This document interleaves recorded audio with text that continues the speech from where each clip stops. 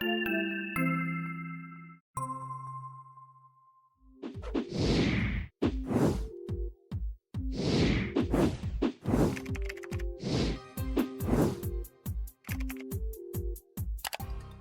back.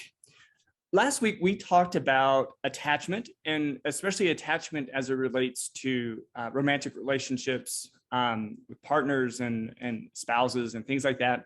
And today, we're going to talk about attachment a little bit more, but today we're going to talk about it in terms of parenting, which is sort of the traditional way in which we think about attachment.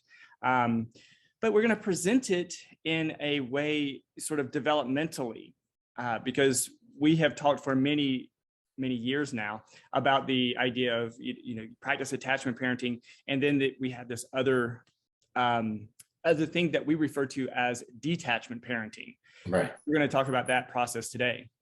Right. Yeah. We, as you say, last week we talked about intimate or romantic relationships and how your attachment affects that relationship. And this week we're going to talk about a different aspect of attachment, and that is the attachment between a parent and a child.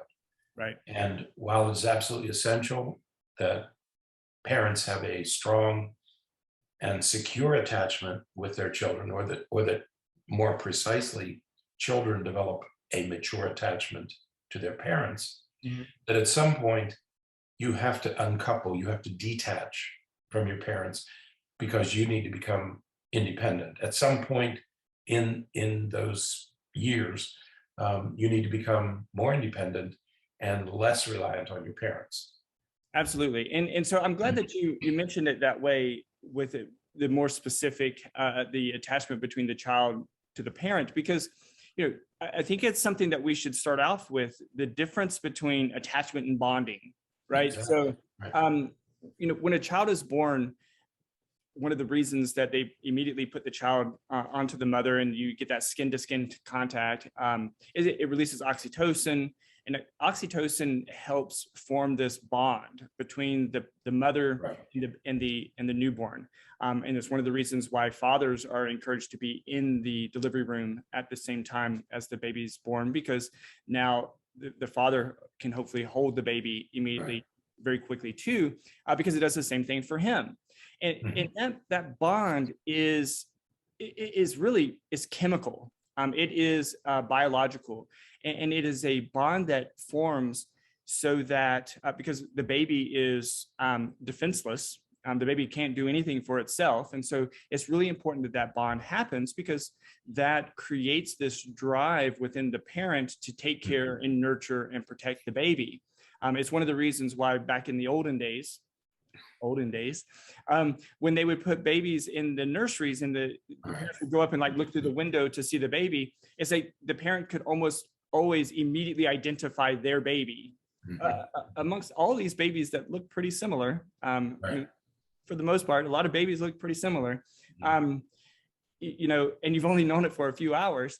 You can identify your baby, but it's because of that bond that happens. And that's when you say, you say it's chemical. There are other studies that are done that if you put a mother in a nursery and blindfold her, she can smell her baby. She will identify her child by its smell. And you think, how does that happen? That's that chemical bond, right, that occurs immediately following the birth of that baby. And it's crazy to think about, because again, you've only known the baby for a few minutes to a few hours, maybe, but yet you have that connection. And so that is the bond, though. Right. Well, the attachment is something that develops over time, that develops over the first year or so of life. And again, this is an evolutionary thing as well, because unlike ducks that imprint on the first thing that it sees after it's hatched, infants have to be able to adapt to different caregivers, because up until relatively recently, and continuing in some areas of the world today, the risk for the mother to die during childbirth is pretty high. So if the baby was imprinted on the mother the same way that a duck does, if the mother died following delivery, then the baby would die because the baby would not be able to take care of itself and wouldn't connect to anyone else. So, so attachment takes a little bit of time, and it is the relationship from the child that the child forms with the parent. Right. That's right. But bonding is the first step Right. in the attachment process. Now, over time, and we talked last week about John Bowlby and Mary Ainsworth, they were the ones who sort of laid the foundation for our understanding of attachment. And Mary Ainsworth talked about 3 types of attachment: secure, and then there were some insecure attachments. Now, fortunately, a little more than half of us have secure attachments. Okay, and by secure attachments, we mean the ability to form secure and loving relationships with others. A secure attachment allows us to love others, to trust others, and to depend on others, but not becoming dependent on them. Okay, so you rely on people and you let people help you, but you don't become dependent on that. And then she listed 2 types of insecure attachment. And since she did her work, a 3rd type of insecure attachment has been added. Right. Yeah. So there's the insecure anxious. And this is an infant or a toddler that has a deep fear of being abandoned. And so, it creates this tremendous anxiety, anxiousness within the child. Insecure avoidant is sort of a fear of the intimacy. And so we talked last week about the, Mary Ainsworth's strange situation. And what she would do is she would create like a waiting room type of scenario and have a mother or a parent bring in the infant or toddler and put them down, and they would play with some toys and everything. And then a stranger would come in and sit across the room, and they would monitor how the child responds to the stranger. And then without any words, without saying anything, the mother or parent would get up and leave, leaving the child in the room with the stranger. And they would look to see how the child responds. Most kids would become have experienced some discomfort. They would cry, they would get upset, wanted their mom to come back or their parent to come back. But the real interesting stuff happens once the parent comes back, and you look at how the child responds. Those that are insecure, anxious, what they do is when the parent comes back, the child is very difficult to console, and they become very latch on to the mother and really refuses to be put back down, wants to be left alone again. Whereas the securely attached child, after they're comforted for a minute, you can put them back down and they go back to playing. They know that the parent is going to be there to take care of them. That anxious kid becomes very clingy and those kinds of things. Whereas the avoidant becomes angry really with the parent. The parent can pick them up and they're still distressed, but they'll sort of push away from the parent, and they'll see those kids that you hold when they're upset with their parent, and they'll lean their back, they'll arch their back backwards and trying to create distance between them and the parent. And that's what they refer to as the avoidance style. Right. And then there's the 3rd that came later. That was done a little bit after Mary Ainsworth did her work. And they said, there's this one group of kids, they're really disorganized. I mean, they're anxious, they're avoidant, they're a little bit of everything. That's a much more serious type of insecure attachment. Right. But you can see how these attachment types would evolve from how the child is managed in the first year of life. Right. You mentioned it, they're completely helpless. They're completely dependent on their parent. And children whose needs are being met, infants whose needs are being met, seem to develop a secure attachment. They cry when they're cold. They cry when they're wet. They cry when they're hungry. They cry when they need a diaper change. They cry when they're somehow uncomfortable in some way. They're experiencing discomfort. And when those needs are met by a nurturing parent, the child develops a security that someone's going to take care of me. I'm confident that somebody will take care of me. When I'm crying for a good reason. And so my parents will come and pick me up and make sure I'm okay. Right. Children who are abandoned or neglected, they develop an insecure attachment. Okay, so you can see the relationship between bonding Right. and attachment. And these infants who are cared for and their needs are met, they develop a sort of an internal security because their world is predictable and they know that whatever they need, their needs are going to be met.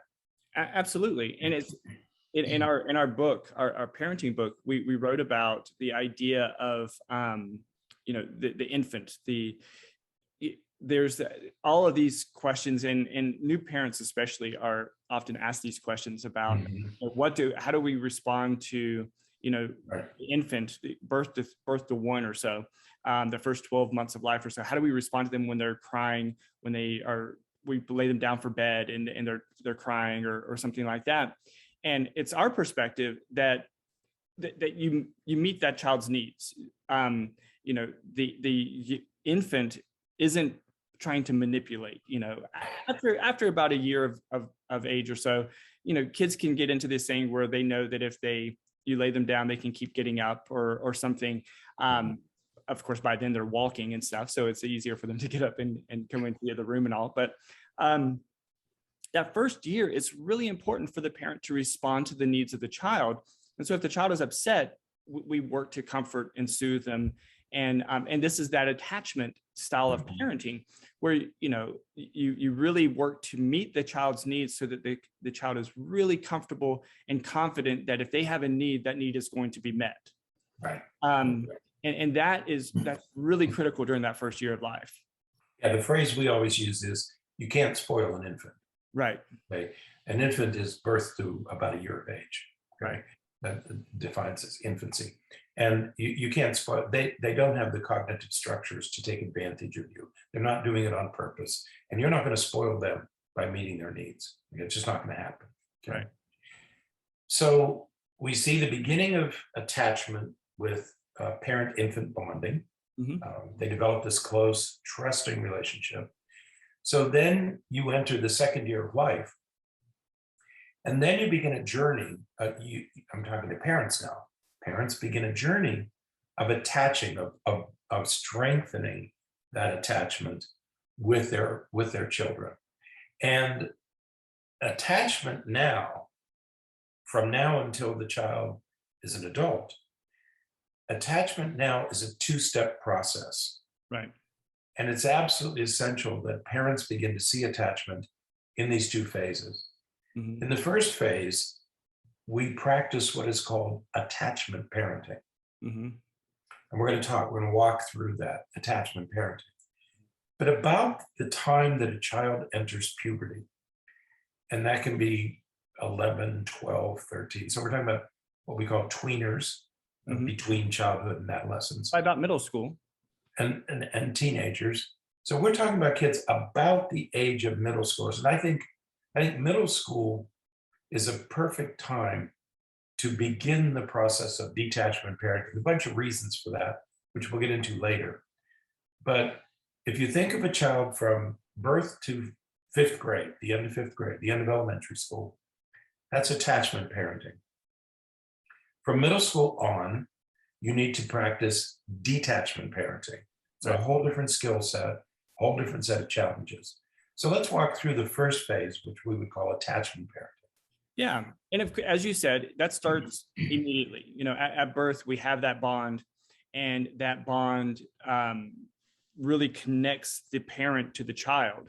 And if you're thinking about it as sort of a curve, this is where we're almost at our highest peak here for the need for attachment, for building attachment and engaging in attachment parenting. And this is so we're really working hard during these first 5 years, like up until the time they're getting into kindergarten. We're really working hard to ensure that the child knows that their needs are going to be met. Of course, we're going to be mindful not to be manipulated and tricked as the kid gets into the toddler years. We're going to be careful about how we respond to the terrible twos and tantrums and all that kind of stuff. But at the same time, we're making sure that the child is safe. We're making sure that the child's needs are met. We're making sure that the child doesn't have any concern that if they are in danger or if they need help, that help is going, any concern that help won't be there. That's right. And it's wild because sometimes you can talk to parents or talk to adults. We have adult patients, and you can ask them about that. Hey, early in life, if you needed help, who would you call? And they don't have anyone. Right. And they say they're not sure that their mom would have been there to help them. Their dad, maybe wasn't around.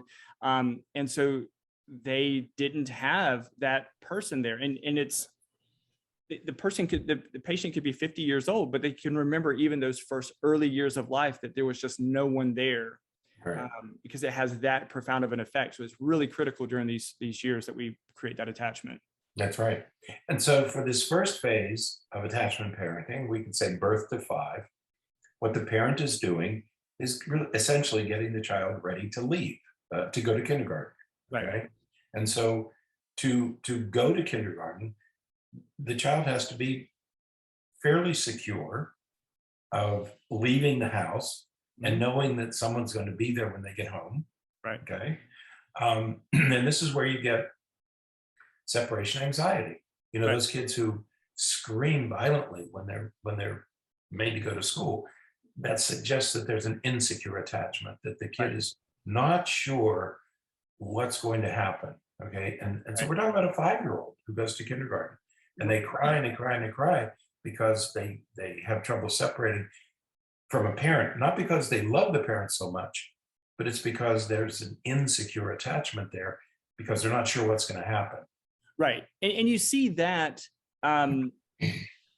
it's more pervasive. Okay. So a lot of kindergartners, a lot of first time to schoolers, those first few days are tough. A lot of kids cry when they're first dropped off, but those kids who are secure, the teachers will tell you within a couple of minutes, they are just fine. They adapt and they get right into things, and they're having a good time and they're enjoying school. Those kids with insecure attachments, they tend to be okay as the day progresses, but it takes them a bit longer in the morning to get settled and to recover from that separation. And those kids with secure attachments, that discomfort first thing in the morning, you might see that maybe the first week or so of school. And then you might see it again, like after big breaks, like after the first Thanksgiving break or after the first winter break or something like that, but it goes away. Those kids who have those insecure attachments, it lasts longer. It could last weeks. And then when you come back from Thanksgiving and winter break, it happens again. And it happens again for the beginning of first grade. So that doesn't go away as easily for those insecurely attached kids. That's right. But you can see the role that attachment, secure versus insecure, plays even in these young children. Then you have the period from the school, elementary school, kindergarten through the 5th grade. And we're going to use that period to get ready for adolescence. Now, remember, when you get to adolescence, we're going to have to detach. So we're going to spend much of our energy as parents in the elementary school years is about maintaining this very strong attachment, because you are going to be close to your children. Your children are going to be close to their teachers. This is when, you have kids talk, they'll run up to the teacher and say, "Mommy, look what I did." And because the teacher sort of replaces the mother, and you get this very close relationship between children and their teachers. So K through 5th grade, elementary school, is the transition. Now, there are 2 milestones that help you gauge what you should be doing and where you should be moving your children, where your children should be. And the first one is at the end of 3rd grade. At the end of 3rd grade, children should have all of their speech sounds, even the R sound, is managed by, is acquired by the 3rd grade. So you have all of your speech sounds have been acquired. Second, you should be reading at grade level. And this is why we give that famous high stakes test is at the end of third grade, because by the end of third grade, you should be reading at grade level. You should also know your multiplication tables, although with the new math curriculum, we may not memorize the tables. Your children may not memorize the tables the way you did when you were in school. But that would be another achievement. And then the last one is they should be developing emotional regulation. They should have developed emotional regulation. No more temper tantrums, no more flinging, no more flailing, no more emotional outbursts. All of those signs of internal struggle that gets expressed as a temper tantrum should have all waned. They should all be gone by now. Okay. So those are the things that should be accomplished by the end of third grade. Yeah. By the end of fifth grade, we've moved through all of elementary school. And you notice in elementary school how about third grade, kids have then 2 teachers. And by fifth grade, they might have 3 different teachers. So you can feel the transition moving toward middle school. So by the end of fifth grade, if we've done our job as parents, kids should be pretty self-sufficient. Right. They should know where their belongings are. They should know where their backpack is. They should know what's in their backpack. They're organized. They know where their clothes are. They know where their shoes are. They're not losing things. All that should happen because we have been close to these kids. We've stayed close to them throughout elementary school. This is the time when kids start doing sports. Right. You know, and the parents go to the games. They go to the practices. They stay close to their kids. And the kids have to learn how to keep track of their athletic equipment. Okay. Right. This is all the stuff that we do by the end of fifth grade. Yeah, like I tend to think of this time as it's sort of direct instruction for independence. It's like, exactly. I'm going to teach you how to be independent. Right. That's what this is about. Right. We're not expecting them to be independent yet because that's going to come next, but we're teaching them how to be independent. Exactly. So we're offering those reminders. Hey, remember you need to do this, because we're hoping that, you know, within a couple of years, you're going to remember to do it on your own, and I'll have to remind you. So, you know, that's direct instruction for that independence during the attachment phases, because we have that relationship with them. Right. That's right.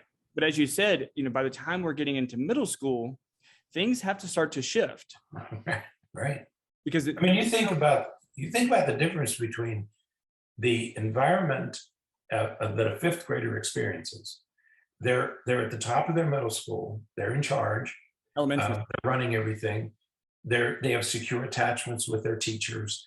They know the other kids in the school. They know their teachers. It's almost a family kind of atmosphere in early elementary school.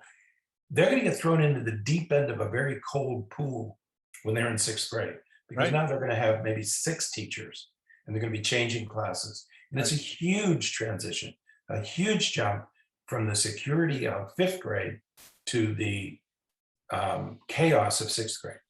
Yeah, so in working in the schools, I'm assigned to mainly 3 schools, 2 elementary schools and a middle school. And the difference between the elementary schools and the middle school is immeasurable. I mean, there is almost nothing similar between the two, from the campus to the way the students talk, to the way that the teachers talk. I mean, everything changes because there's that expectation that by the time they're in 6th grade, these kids can do a lot of the things on their own. They can manage a lot of these things on their own. And in good grief, by the time they get in high school, the expectation is that they will manage these things on their own, because schools don't even want to really talk to parents once you get to high school. Right. You know, there was a reason why we called it junior high school a long time ago, years ago, because it was supposed to be sort of transitional. But if you think about it, a 6th grade classroom, the 6th grade, is it more like high school or is it more like elementary school? Right. And it's 6th grade is far more like a high school experience than it is a 5th grade experience. Okay. So we say middle school, but boy, middle school looks an awful lot like high school. So when these kids jump from 5th grade to 6th grade, That is a huge jump. It's a huge leap that they're taking. Yeah, I think that in many ways, I think I preferred the old way of doing it, where it was K through 6 was at elementary, 7, 8, 9 were junior high, Right. and then 10, 11, 12 was high school, because it allowed an easier transition. You know, those kids got a little bit older before they were put into that situation. Right. The seventh graders are different.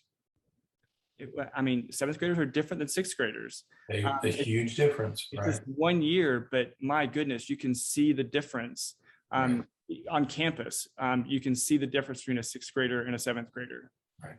And the reason is because the magic that happens from 5th grade to 6th grade is puberty.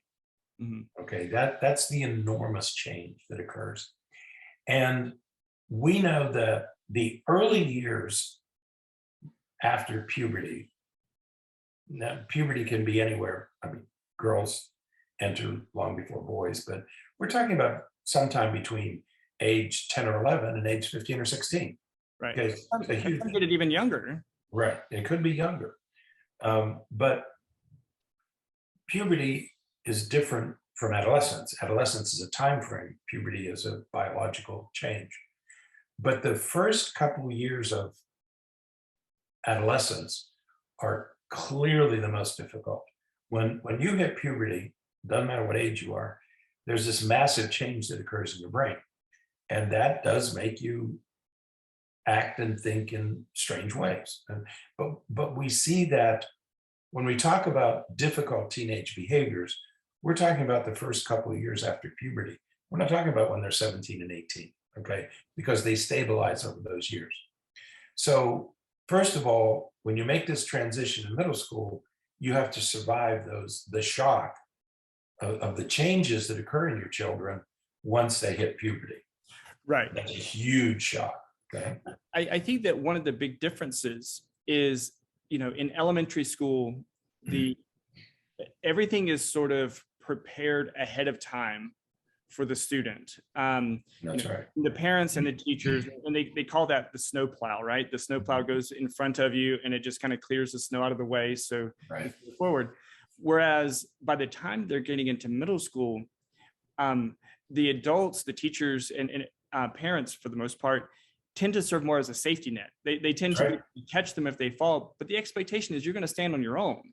I want you to repeat that, because middle school, parents have to transition from being a snowplow, clearing the path for their kids. Right. And you're there now just as a safety net. Right. Because your kid is now moving out on his or her own. And the most you should do now is to be that safety net when they do fail, when they do disappoint, when they do fall short. You're there to serve as a safety net, okay? To pick up the pieces and start over again. Your days of being a snowplow should be behind you. Right. Yeah. You shouldn't be preparing a way. Absolutely. And it's necessary that that change happens, because again, now we're moving into that direction of detachment parenting. So no longer is it that you are doing everything for your child. No longer is it that you're trying to stay strongly connected.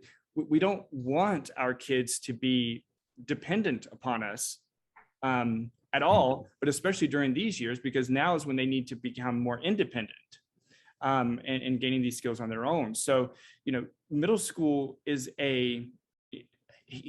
for as challenging of a time as it is, this is a really critical time for students to experience some things that we don't want them to have to deal with later, like disappointment, like failure. Parents work so hard to continue to be a snowplow during the middle school years, and they try to take care of everything for their kid. And then by the time they get in high school or college or whatever, the kid can't do anything for themselves. They can't handle disappointment. They can't handle failure because they've never had to experience it before. Right. You know, as parents, we understand the urge. So we're talking about middle school kids now. We understand the urge to continue supporting and helping your children so that they get the best grades that they can. Okay? We get that. And that's a laudable, worthwhile goal, is for your kids to get good grades in middle school. But it's not the only skill. It's not the only ability that Right. they should be acquiring in middle school. Right. One of the other abilities they should acquire in middle school is how to manage failure, how to manage disappointment, how to manage not making the team, not manage losing your friends. Okay. These are also essential abilities that kids should develop during middle school. And if a parent continues to support to guarantee success, then you're denying your child the opportunity to develop other abilities that they're going to need when they get to adulthood, when they Right. get to high school and beyond high school. Okay? Right. So middle school is an ideal time for kids to experience disappointment and even to experience failure. If your child is going to fail a class, far better to do it in 6th grade or 7th grade than in 11th grade or 12th grade or in college. Right. Okay? It's disappointments, failures, low grades are forgiven in middle school. It's not going to have lifelong consequences. What will have lifelong consequences is that your child learn how to study, learn how to prepare, learn the value of working hard. Right. And they learn that through disappointment and failure. So you have to give your kids the opportunity to experience not just success, but how do I learn how to handle success, but how do I learn how to handle failure if I've never experienced it? And let's be clear about something. Middle school teachers are not going to be the mothers that the elementary school teachers were. They're not going to follow you around, right? So they're not, yes, there are things in place in different districts and schools where they work to make sure that the students don't fail too badly or don't struggle too much, but they're not going to be the nurturing, caring, caretakers that the elementary school teachers were. That's right. They're going to have the expectation that the student's going to take some responsibility. That's right. The middle school teacher, the expectation is that the student will take the responsibility. Yeah. They're not there to provide that kind of elementary school support, right, that we had a few years before. But what parents have to remember is that your child has to make this adjustment to the deep end of the pool, not you, okay?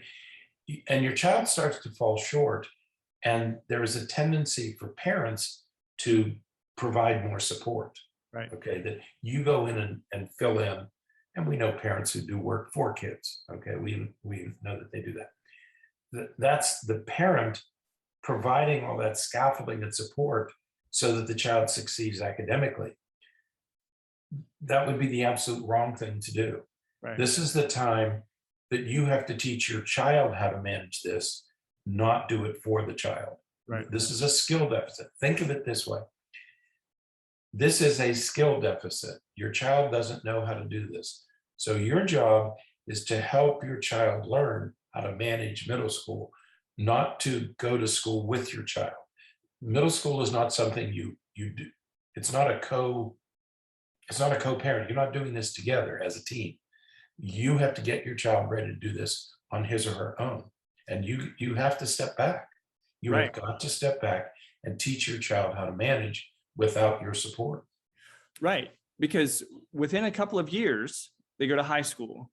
And in high school, we shift again. We went from snowplow to safety net. Now we're going from safety net to a launch pad. That's right. That's right. Now the expectation is, this is you. You're taking off and you're doing this on your own.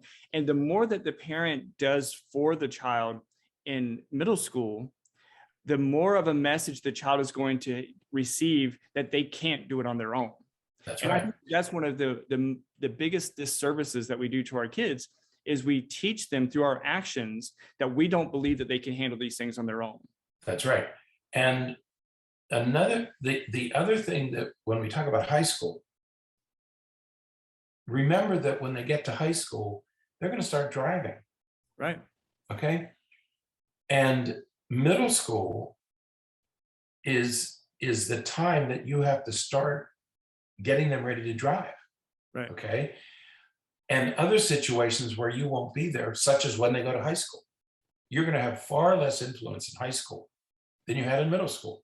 Right. You're going to have lots of influence in elementary school, much less in middle school, and even less in high school. So you have to remember that you have to get your child ready to drive. If you want to talk about a milestone, remember that you're going to hand the keys to your car, which is a deadly weapon, and you're not going to be there.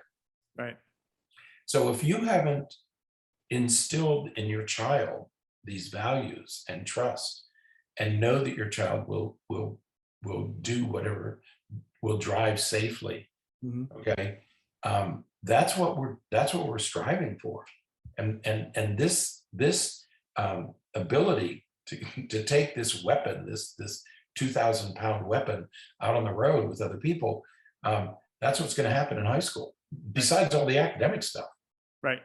Okay? Yeah, absolutely. And, I'm sure that you've been in this situation as well. I don't know how many times I have said to parents of high schoolers, you have to stop. In 2 years, they're going to go away. Mm-hmm. And if your 10th grader, if your 11th grader doesn't know how to wash his clothes, doesn't know how to prepare a meal, doesn't know how to study, doesn't know how to organize his time, doesn't know how to study, doesn't know how to talk to a teacher when they have a disagreement, right, a discrepancy in things. If the student doesn't know how to do that stuff by high school, the parent is still doing all of those things for them. What is going to happen in college? The parent is expecting the kid to go to college, probably, for the, that's what most parents expect, especially if the parent is still intervening with all these things. Right. They're just, doing so because they want, their kid to do their best. What is going to happen when they go away to college? Professor is going to talk to you. Right. I teach college. I am not going to talk to the parent of one of my students in college. I'm not going to do it. Although they might want to. They may. I've been called. Right. I'm not going to talk to you. I have too. I was shocked the first time a parent got in touch with me. I said, wait a minute, your child's 20 years old. Jesus. There's a time. It comes a time, right? And so now, that's what we talk about with high school. We're going to have to remove the safety net. And now we're talking about the launch pad because, like it or not, you may not want to let go of your child when he or she is 18. But after age 18, they are considered adults. In the eyes of the law and everything else, they are considered adults. Right. Now, if they have problems, they really are on their own. Right. Nobody's going to if your child is 19 and gets in trouble, nobody's going to contact you. Right. The lawyer might, to pay the bill, but you're not going to be consulted because this child's considered an adult. This is all on their own now. And we talk about the juvenile justice system. That's for kids prior to age 18. Once you get to 18, it's that you're considered an adult, and no one's going to contact you if your child gets into trouble. Right. So we are talking about in high school, they truly have to become independent. And so the question is, can they do it alone? And I don't care what it is, whether it's schoolwork, laundry, cooking, cleaning, driving a car, they have to be able to do all of that stuff on their own. Okay? Right. You have to let go. You have to detach. And if they don't have the skill, you don't do it for them. You teach them how to do it, how to become independent. Right. Yeah. Otherwise, you're going to get the last phase. Right. Right. Exactly. Because if they don't learn it then, if they haven't learned it by then, and you can't or aren't teaching it to them directly, you have to do this. You have to learn how to do these things. Then we fall into that, that issue that we were seeing more and more of, which is the failure to launch. Those teenagers or individuals who have graduated high school, many times they've graduated college, and they're still at home. And those individuals are, many times there's lots of different reasons why there's a failure to launch. Some of those reasons are perfectly sure. It makes sense, but a lot of times it's because they haven't gain the independence that they need to develop, and they're still completely attached to their parents. Right. That's right. If the parents don't start detachment parenting at the beginning of middle school, if you don't, you should put as much energy into detaching as you did to attaching. Right. Okay. It's a skill that you have to develop. It's something you do over time. And gradually you let these kids develop independence so that when they're 18, you're confident that when they step out into the world, whatever that world is, it can be marriage, it can be work, it can be the military, it can be college. When they step out of your home and into that world, that you're confident that they're able to do everything they need to do and do it well and to be able to survive. They may call you for advice, perfectly fine. They may ask you questions, perfectly fine, but they're completely capable of doing it on their own. Absolutely.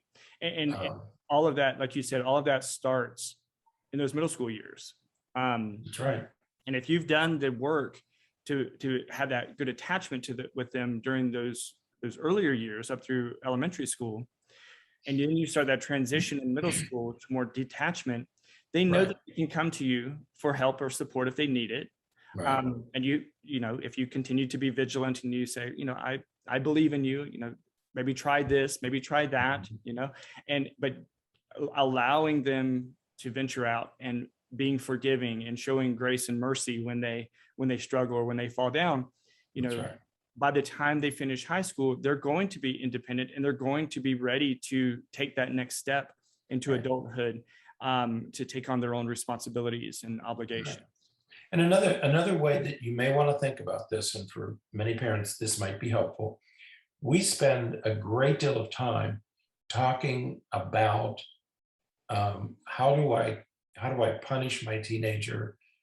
And frequently we get those questions. What's an appropriate punishment? What's an appropriate consequence for their behavior? We tend to be afraid of teenagers because they are energetic and wily and manipulative. And we spend a lot of time and a lot of books written on how do you manage your teenager. Well, yeah, that is important that you help them to control their impulses. But at the same time, you have this other important job to do, and that is to make them independent. So yes, on the one hand, you have some behavior management to do, but on the other hand, a lot of your energy should be put not in thinking about consequences for your teenager, but teaching your teenager how to become more competent, Absolutely. how to become more independent. So rather than punishing them for their misdeeds, teach them the things that they need so that they can be independent at 18. Absolutely. Absolutely. So, all right. Well, there are some links in the show notes for a couple of articles, some on attachment, some on attachment and detachment parenting. So check those out and, let us know if you have any questions. We're always happy to receive messages from folks and questions and whatnot. So with that, I think that's it for today. We're at the end of another month, Yes, we are. another year, Whether you like it or not. whether you like it or not. Schools in the North will be in session next week, correct? Mm-hmm. Yeah, Yep. we start earlier in the South. But yeah, schools will be in full swing. Labor Day is coming up, and that's usually the dividing line. So Yeah.